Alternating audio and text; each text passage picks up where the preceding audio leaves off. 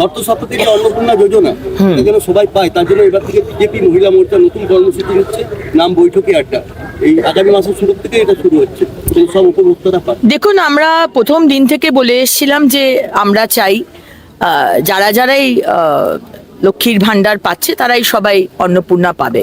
আমি সেই সময়তে মন্ত্রী ছিলাম, আমিও বলেছিলাম, আমার মাননীয় মুখ্যমন্ত্রীও বলেছিলেন। কিন্তু পরে দেখলাম যে যারা পেয়ে এসেছে লক্ষ্মীর ভান্ডার তারা অনেকে পুরুষ, আবার তারা অনেকে মহিলা যাদের পাওয়ার কথাই নয়, তারা ইনকাম ট্যাক্স দিচ্ছেন। সুতরাং তারপরেই কিছু নিয়ম আমরা চেঞ্জ করেছি। কিন্তু এখন যে সমস্যা আমরা অনেকের কাছ থেকে শুনছি, যাদের পাওয়ার কথা কিন্তু তারা পাচ্ছে না। অনেকে আছে যারা এই সিস্টেমের মধ্যে ঢুকে আছে, যারা আগের সরকারের এখনো তোষামোদি করে চলছে, এবং যারা জেনুইন তাদের নামগুলো তুলছে না, আপলোড করা হচ্ছে না। সেই সমস্যা যখন মাননীয় মুখ্যমন্ত্রী জানলেন, উনি পরিষ্কার নির্দেশ দিয়ে দিয়েছেন সেরকম যদি কোনো হয় স্পেসিফিক্যালি আপনারা লিখে জানান, তাদেরকে দিয়ে দেওয়া হবে। দিদি, অনুব্রত ঘনিষ্ঠ বীরভূমে যে টাকা উদ্ধার হয়েছে যার বাড়ি থেকে, এবং কাজলের ঘনিষ্ঠ, কি বলবেন?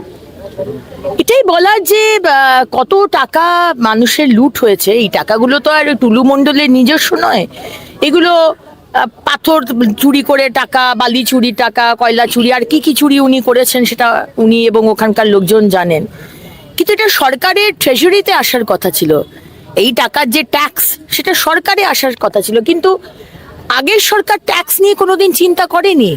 এই টাকাগুলো তাদের নিজস্ব পার্টির ফান্ডে গেছে, নিজস্ব ব্যক্তিদের কাছে গেছে, কালীঘাটে গেছে, শান্তিনিকেতনে বিল্ডিং এ গেছে। তো এইটা সরকার ধোঁকা খেয়েছে, সরকারের, আমরা যারা সাধারণ মানুষ আমাদেরকে ধোঁকা দেওয়া হয়েছে। এবং আজকে 15টা বছর সরকার থাকতো, তারা জানতো না যে টুলু মণ্ডল এবং টুলু মণ্ডলের মতো কারা এরকম কোটি কোটি টাকা মানুষের লুট করছে।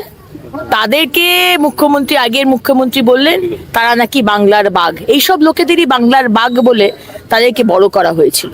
মিড ডে মিলকে ডিম আবার ফিরে আসছে। ডিম আজকে নিরামিষ খাবারের, আজকে অনেকেই আছেন যারা আমরা নিরামিষ হয়ে যাচ্ছি।